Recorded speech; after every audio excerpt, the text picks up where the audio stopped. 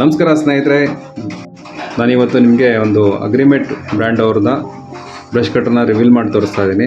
Brush cutter ಬಂದ್ಬಿಟ್ಟು ನಿಮಗೆ 245BC 2 stroke engine ಇದು ಬಂದ್ಬಿಟ್ಟು ನಿಮಗೆ 45cc ಇಂಜಿನ್ ಆಗಿದ್ದು 2 ಸ್ಟ್ರೋಕ್ ಇಂಜಿನ್ ಆಯಿಲ್ ಆಗಿರ್ತದೆ. ಇದು ಬಂದ್ಬಿಟ್ಟು ನಿಮಗೆ 143R ಮಾಡಲ್ ಬರುತ್ತಲ್ಲ, ಸೇಮ್ ಅದೇ ಬರುತ್ತೆ. 45cc 2HP ಇಂಜಿನ್ ಬರುತ್ತೆ. 2.2 ಅಂತಲೂ ಕೂಡ ಹೇಳ್ಬೋದು. ಇದನ್ನು ಹೆವಿ ಇದೆ ಮಾಡಲು. ಸ್ಪೀಡ್ ಬಂದ್ಬಿಟ್ಟು ನಿಮಗೆ 9000 RPM ಬರುತ್ತೆ. ಮತ್ತು ಇದು ಮೈಲೇಜ್ ಬಂದ್ಬಿಟ್ಟು ನಿಮಗೆ 2.5ರಿಂದ 3 ಗಂಟೆ ಮೈಲೇಜ್ ಬರ್ತದೆ. 3 ಗಂಟೆ ಕೂಡ ಕ್ರಾಸ್ ಆಗಿದೆ ಕೆಲವು ಕಸ್ಟಮರ್ಗಳಿಗೆ. ಎಳೆ ಕಳೆ ಇದ್ದರೆ ಒಂದು ತಿಂಗಳು ಕಳೆ ಅಥವಾ ಸ್ವಲ್ಪ ಎಳೆ ಕಳೆ ಬರುತ್ತಲ್ಲ, ಅದಕ್ಕೆಲ್ಲ ಒಳ್ಳೆ ಮೈಲೇಜ್ ಬರ್ತದೆ. 3.5 ಗಂಟೆ ಅಂತೂ ಪಕ್ಕ ಬರ್ತದೆ ಮೈಲೇಜು. ಸುಮಾರು ಜನ ಕಸ್ಟಮರ್ ನಮಗೆ ಈ ಥರ ರಿವೀಲ್ನ ಹೇಳ್ತಾರೆ. ಕ್ಲಚ್ ಬಂದ್ಬಿಟ್ಟು ನಿಮಗೆ 300 ಅವರ್ಸ್ ಬರುತ್ತೆ.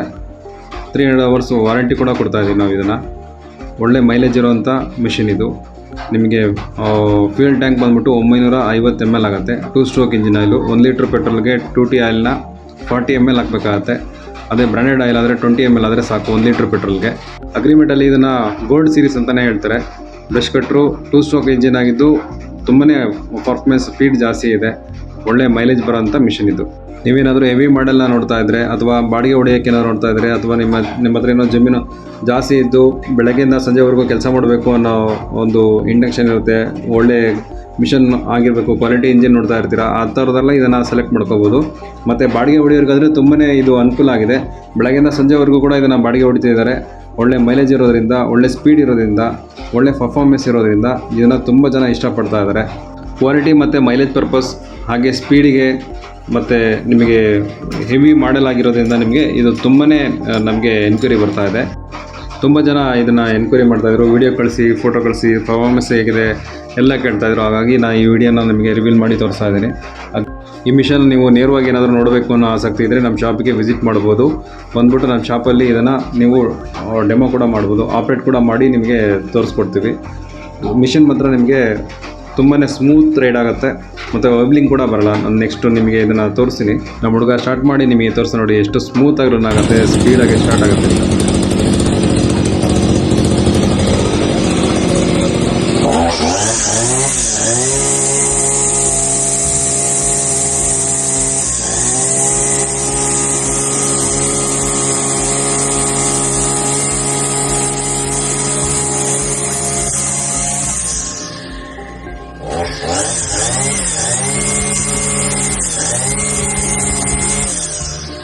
ಸಖತ್ತು ಸ್ಪೀಡ್ ಇರೋಂಥ ಮಿಷನ್ನು. ಮತ್ತು ನಿಮಗೆ ಇದು ಕೈಯಲ್ಲಿ ಇಟ್ಕೊಂಡಾಗ ವೈಬ್ರೇಷನ್ ಆಗೋವಂಥದ್ದು, ಬಾಡಿ ಶೇಕ್ ಆಗೋವಂಥದ್ದು, ಆ ಥರದ್ದೆಲ್ಲ ತುಂಬಾ ಕಂಟ್ರೋಲ್ ಮಾಡಿದ್ದಾರೆ ಈ ಮಿಷನಲ್ಲಿ.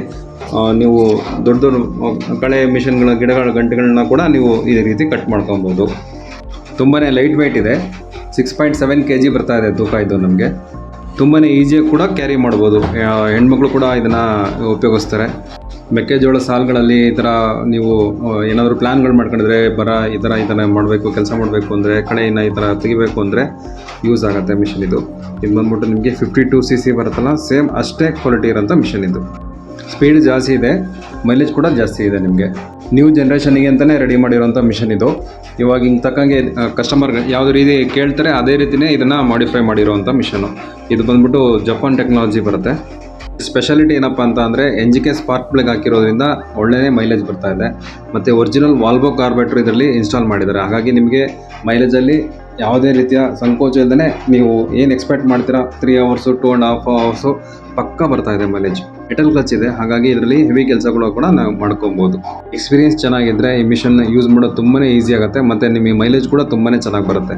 ಮೆಕ್ಕೆಜೋಳದಲ್ಲಿ ಕಳೆ ತೆಗಲಿಕ್ಕೆ, ಶೇಂಗಾದಲ್ಲಿ ಕಳೆ ತೆಗಲಿಕ್ಕೆ, ಭತ್ತದಲ್ಲಿ ನೀರಿದ್ದರೂ ಕೂಡ ಇದನ್ನು ಯೂಸ್ ಮಾಡ್ಕೊಬೋದು. ನೀರಲ್ಲೂ ಕೂಡ ಇದನ್ನು ಕಳೆ ತೆಗಲಿಕ್ಕೆ ತುಂಬಾ ಈಸಿಯಾಗಿ ಕ್ಯಾರಿ ಮಾಡ್ಬೋದು. ಗುಣಿ ಸುತ್ತ ಮಾಡಲಿಕ್ಕೆ ಕೂಡ ಇದನ್ನು ಯೂಸ್ ಆಗುತ್ತೆ. ನೀವು ತೋಟದಲ್ಲಿ ಅಡಿಕೆ ತೋಟ ಇಲ್ಲ ತೆಂಗಿನ ತೋಟ, ನೀವು ಏನಾದರೂ ತರಕಾರಿ ಹಾಕಿದರೆ ಅಥವಾ ನೀವೇನಾದರೂ ಬೆಳೆಗಳನ್ನ ಬೆಳ್ಕೊಂಡಿದ್ರೆ ಅದರಲ್ಲೂ ಕೂಡ ನೀವು ಇದನ್ನು ಯೂಸ್ ಮಾಡ್ಕೊಬೋದು. ಜನ ಕಸ್ಟಮರು ನಮಗೆ ಸಪ್ಪೆನ ಕಡಿಲಿಕ್ಕೆ ಅಂತ ಕೇಳ್ತಾರೆ. ಹಾಗಾಗಿ ಈ ಥರ ಕೂಡ ನೀವು ಕಬ್ಬು, ಭತ್ತ ಅಥವಾ ನೀವು ಈ ಥರ ಸಪ್ಪೆ, ರಾಗಿ ಈ ಥರ ಕಟ್ ಮಾಡೋದು ಕೂಡ ನಿಮಗೆ ತುಂಬಾ ಈಸಿ ಆಗುತ್ತೆ. ತೆಂಗಿನ ಮರದಲ್ಲಿ ರೆಕ್ಕೆಗಳು ಅವು ಕೂಡ ನೀವು ಈ ಇನ್ಸ್ಟ್ರೂಮೆಂಟನ್ನು ಯೂಸ್ ಮಾಡಿ ಕಟ್ ಮಾಡ್ಬೋದು. ಮಾಮೂಲಿಯಾಗಿ ತೋಟದಲ್ಲಿ ನೀವು ಯೂಸ್ ಮಾಡ್ಕೊಬೋದು. ಹಾಗೆ ನೀವು ಈ ವಿಡಿಯೋ ಏನಾದರೂ ಇಷ್ಟ ಆಗಿದೆ ಲೈಕ್ ಮಾಡಿ, ಶೇರ್ ಮಾಡಿ, ಕಾಮೆಂಟ್ ಮಾಡಿ, ಮಿತ್ರರಿಗೆಲ್ಲ ಶೇರ್ ಮಾಡಿ. ಹಾಗೆ ನಮ್ಮ ಚಾನಲ್ನಿಂದ ಸಬ್ಸ್ಕ್ರೈಬ್ ಮಾಡಿದ್ನ ಸಬ್ಸ್ಕ್ರೈಬ್ ಮಾಡಿ. Thank you.